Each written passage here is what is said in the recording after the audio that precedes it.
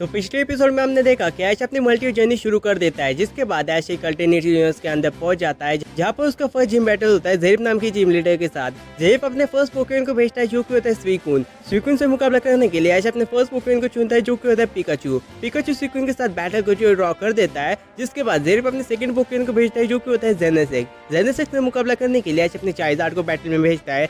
जेनेसेक और चाइज़ार्ड दोनों एक दूसरे को अच्छी खासी टक्कर देते हैं, लेकिन एंडियन ऐश का चाइज़ार्ड जेनेसेक को हरा देता है और ऐश अपना फर्स्ट जिम बैच जीत जाता है।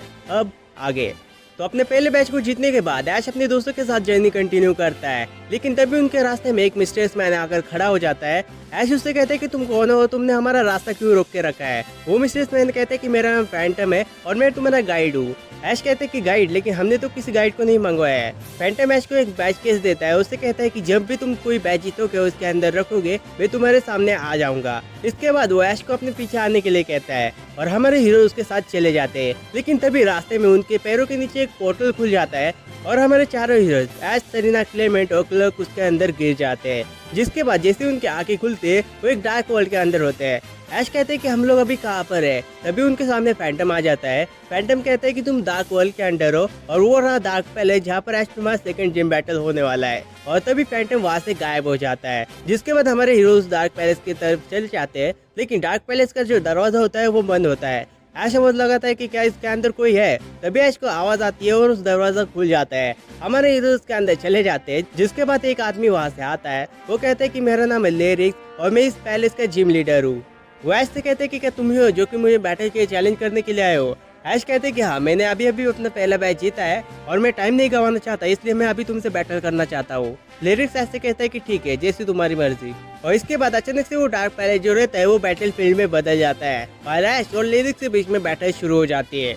लिरिक्स ऐसे कहता है कि हम तीन पोकेमॉन के साथ बैटल करेंगे, क्या तुम्हें मंजूर है। ऐश कहता है कि ठीक है। इसी के साथ लिरिक्स अपने फर्स्ट पोकेमॉन को भेजता है जो कि होता है डार्कराय। डार्कराय से बैटल करने के लिए ऐश अपने सेप्टाई को बैटल में भेजता है। ऐश अपने सेप्टाई को बुलेट सीड का यूज करने के लिए बोलता है, लेकिन डार्कराय उससे बच जाता है। जिसके बाद लिरिक्स अपने डार्कराय को जो डार्क पल्स का यूज करने के लिए बोलता है और यह अटैक इतना ज्यादा तेज होता है जिससे सेप्टाई बच नहीं पाता और यह अटैक सीधे आकर सेप्टाई को लग जाता है, जिससे सेप्टाई थोड़ा डैमेज हो जाता है। इसके बाद ऐश अपने सेप्टाई को जो लीप ब्लेड का यूज करने के लिए बोलता है। जिसके बाद लिरिक्स अपने डार्कराय को जो आइस बीम का यूज करने के लिए बोलता है, लेकिन ऐश का सेप्टाई इससे बच जाता है। जिसके बाद ऐश अपने सेप्टाई को जो बुलेट सीड का यूज करने के लिए बोलता है और लिरिक्स अपने डार्कराय को जो डार्क पल्स का यूज करने के लिए बोलता है। दोनों के अटैक एक दूसरे से टकरा जाते हैं और एक छोटा सा धमाका हमें देखने के लिए मिलता है। दोनों पोकेमॉन एक दूसरे पर बहुत ज्यादा पावर यूज कर रहे थे, दोनों ही एक दूसरे को अच्छी खासी टक्कर दे रहे थे। इसके बाद ऐश अपने सेप्टाई को जो फिर से लीप ब्लेड का यूज करने के लिए बोलता है, लेकिन तभी लिरिक जो रहता है वो अपने डार्कराय को जो है डार्क वॉइड का यूज करने के लिए बोलता है, जो कि सीधा जाकर सेप्टाई को हिट कर जाता है और सेप्टाई गहरी नींद में सो जाता है।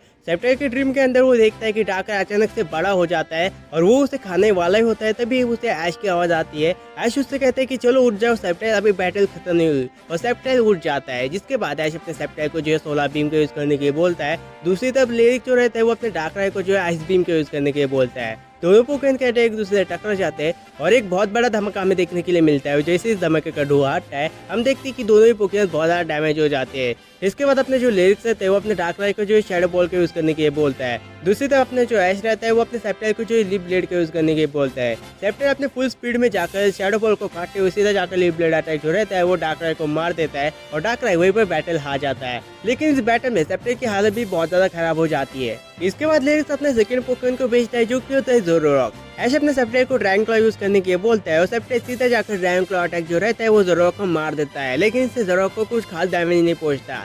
इसके बाद अपने जो लिरिक्स रहता है वो अपने ज़ोरोरॉक को जो है डार्क पल्स का यूज करने के लिए बोलता है, जिससे सेप्टाई बच जाता है। इसके बाद अपने जो ऐश रहता है वो अपने सेप्टाई को लीप ब्लेड का यूज करने के लिए बोलता है, लेकिन ज़ोरोरॉक उससे बच जाता है। जिसके बाद लिरिक्स अपने ज़ोरोरॉक को जो है शैडो बॉल का यूज करने के लिए बोलता है, जो कि सीधा जाकर सेप्टाई को हिट कर जाता है और सेप्टाई डैमेज होकर नीचे गिर जाता है। लिरिक्स को लगता है कि ऐश के सेप्टाई बैटल हार चुका है, लेकिन तभी सेप्टाई अपने आप को संभालते हुए खड़ा हो जाता है। जिसके बाद ऐश अपने सेप्टाई को जो है सोलर बीम का यूज करने के लिए बोलता है, लेकिन तभी जो हमारा लिरिक्स रहता है वो अपने ज़ोरोरॉक को जो है नाइट डेज का यूज करने के लिए बोलता है और पूरी बैटलफील्ड जो होती है वो डार्क ऑरा से भर जाती है। इसके बाद अपने जो लिरिक्स रहते हैं वो अपने ज़ोरोरॉक को डबल सिम के साथ डार्क पल्स का यूज करने के लिए बोलता है। अब बहुत ज्यादा डैमेज होने की वजह से सेप्टाई वहां से हिल नहीं पाता और वो डार्क पल्स अटैक सीधा जाकर उससे लग जाता है और सेप्टाई वहीं पर बैटल हार जाता है। इसके बाद ऐश अपने सेकंड पोकेमोन को भेजने वाला ही होता है, तभी पिकाचू बैटल फील्ड में आ जाता है। ऐश पिकाचू से कहता है कि पिकाचू तुम अभी बैटल करके आए हो, क्या तुम फिर से बैटल में जाना चाहते हो, क्या तुम बैटल कर पाओगे? पिकाचू हाँ बोलता है, जिसके बाद ऐश उसे बैटल करने देता है।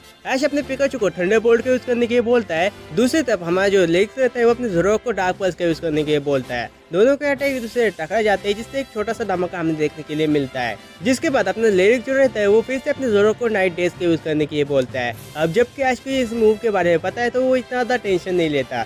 इसके बाद ऐश अपने पिकाचू को जो इलेक्ट्रो बॉल का यूज करने के लिए बोलता है, जो कि सीधा जाकर हिट कर जाता है ज़ोरोक को, जिससे वो बहुत ज्यादा डैमेज हो जाता है।